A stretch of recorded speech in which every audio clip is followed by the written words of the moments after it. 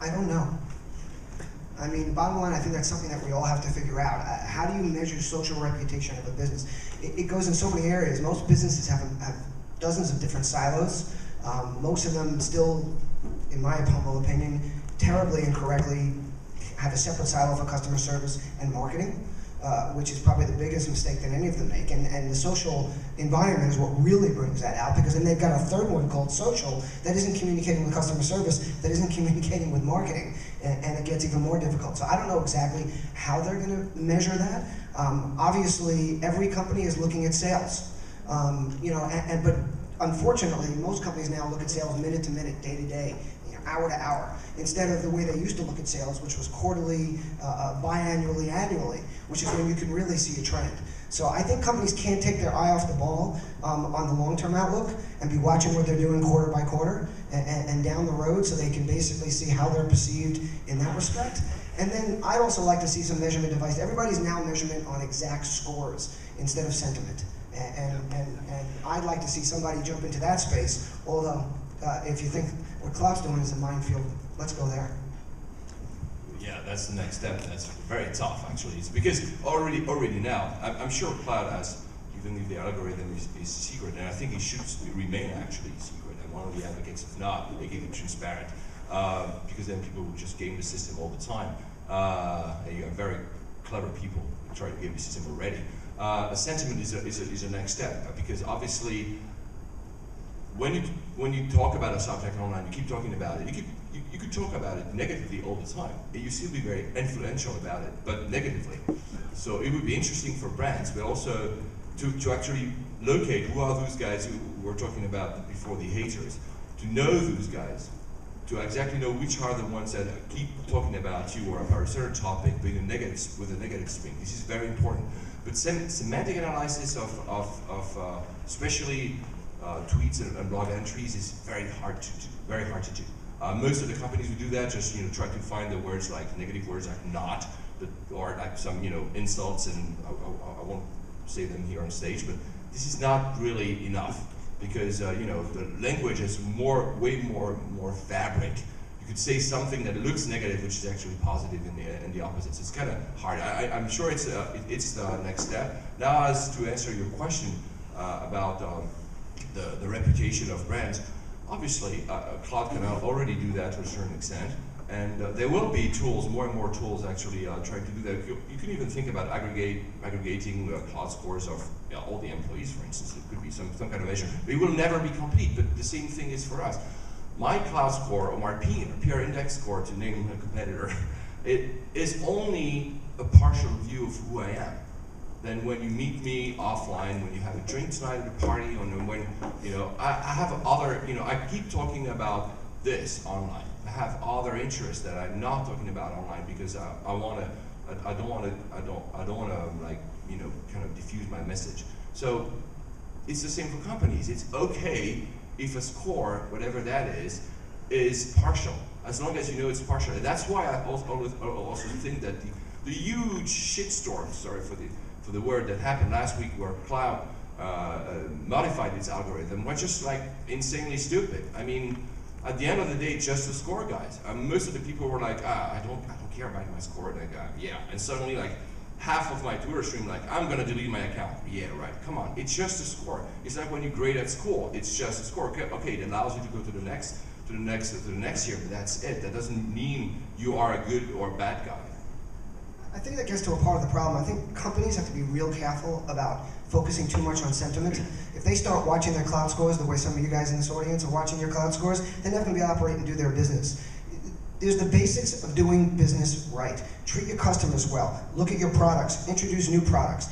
Watch business that way. Don't worry about the sentiment that's coming in a score.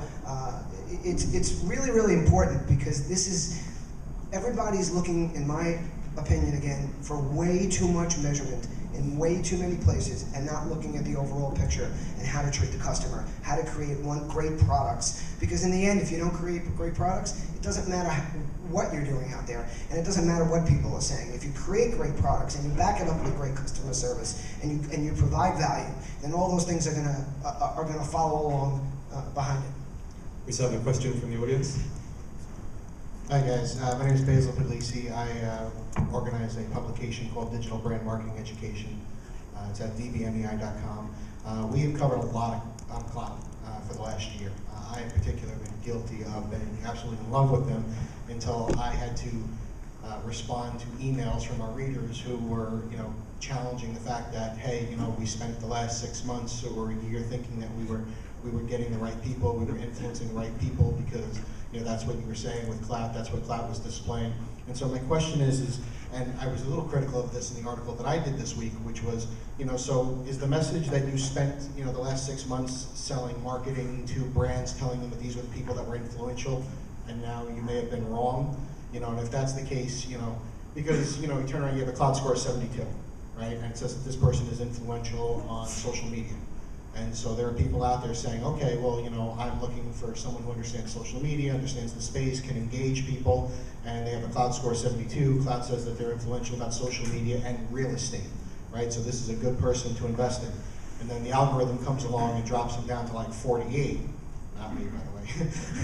Drops them to 48, and then the people come back and say, well, you wrote all these articles about, Klout said that this person was influential, this is how influential they are, did I just waste my money the last 6 months?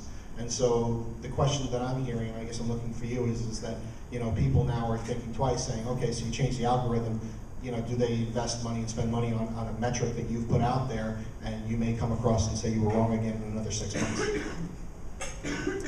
Yes, I appreciate that, and we follow you closely, and I did read that article. So that hasn't changed. So the people that are influential in real estate, who are influential in horseback riding and basketball and Italian cooking, actually hasn't changed at all. The score changed because we added a level of accuracy. One of the things that we do now, and primarily what you were hearing in the Occupy Klout movement the last 2 weeks, which we really appreciated because we got an enormous amount of feedback. This thing is not perfect. We are improving the score, basically 24 hours a day, and we will make further improvements, and we will take accuracy and a level of transparency over a high score or low score. Half of the people, I'm talking about millions of people, actually their score raised. They didn't start a movement, right? They were happy and whatever. So all of our scores, a lot of my score dropped 14 points. It's painful. It's very painful. But we go on, right? So I think in terms of what you're saying about brands, there is a giant appetite to reach these people, a massive appetite, and we feel that every day, and that has not abated one bit, and it's not going to. I mean, but again, it's not perfect. We're developing it. We're going to make further changes. One of the changes we made is that we treat all these networks now the same. So if you influence 1,000 people on Instagram, that is the equivalent to us now of influencing 1,000 people in YouTube. And so that's the decision that we've made, where you might have thought before it was a little Twitter-centric, because we started with Twitter, right? So that's one sort of subtle change. Garth, could I jump in a second? I just want to get the rest of the panelists too, if you guys, your input on how your thoughts are that this is just a tool, and how you see just that Klout score being a tool in the overall purpose of their marketing and brand. I want to jump in support of Garth and Klout with something that was just said, and that I take a little bit issue with your statement. Unless I missed something, which I certainly might have, it's all going so fast, I never heard Klout tell people to only bring in people or influence people at a certain level. I never heard them tell American Express, don't do a program with any influencer with less than a 50 score. So it's not like they turned around and said 60 is great or 50 is great, now that person's a 30. So I don't think there was any turnaround in there, because I don't see Klout evaluating people and what level you need to interact with them. The other thing I see, mostly, sure, there might have been some people that went up, but I think in general, everybody just readjusted. This is nothing different than a curve.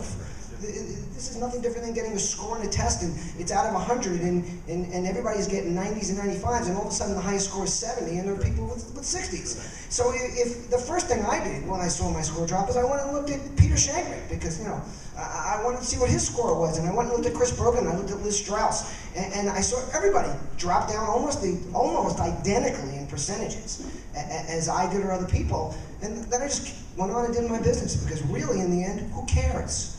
Okay, it's really about what you know you can do, how you tell people that you can do it, and to talk about gaming the system. In the end, you really can't game the system in this kind of a thing, because posers are always found out. This isn't trying to get a credit card and get the loan for your house, take the money and run down to South America. No, nothing down in South America, just a place out of the country. So we're just going to have one final question. Just one last thing is that if you game the system, it's going to be a momentary gain, because someone's going to work with you, a brand, you're not going to be effective, and they're going to move on. The only thing I would say, but I was in travels for the past 2 weeks, so I wouldn't be sure, I didn't follow the whole debate, is that the historical data was also rescaled. Is that correct, Garth? Yeah. So that, the only thing maybe for brands was hard, because they had maybe no trace of, they had no way to know, oh, this guy used to be 71, now he's 30, or whatever.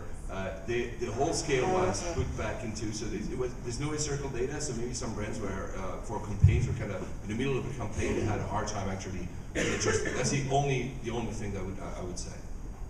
And that also calls for maybe using, at one point, you releasing APIs, so instead of actually looking at just a cloud score, they would have a full APIs, and then the score itself would not matter as much. They would just like tap into the API directly for campaigns, and the score wouldn't be such an issue.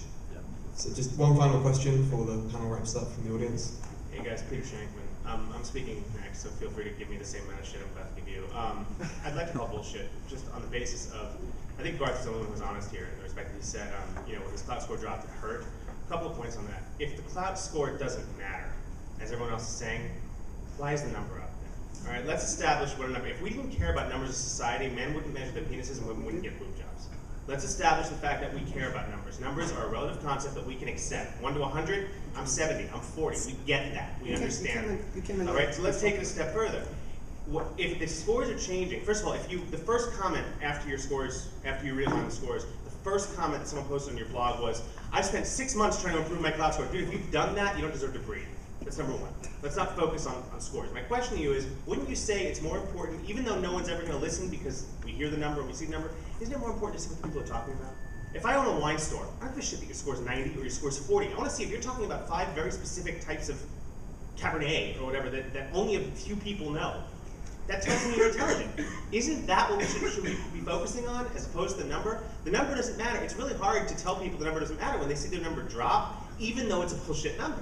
What I'd rather see is us focus on the stuff that we're talking about and what makes us influential. The number is just a number, no matter where you look at it. I'm going to give that to Garth. I just want to say, because the panel's going to wrap up, I'm going to give you each 30 seconds. Yeah, I'm just going to give you guys to Garth, but when I thought all this shitstorm happening last week, it's like a classroom.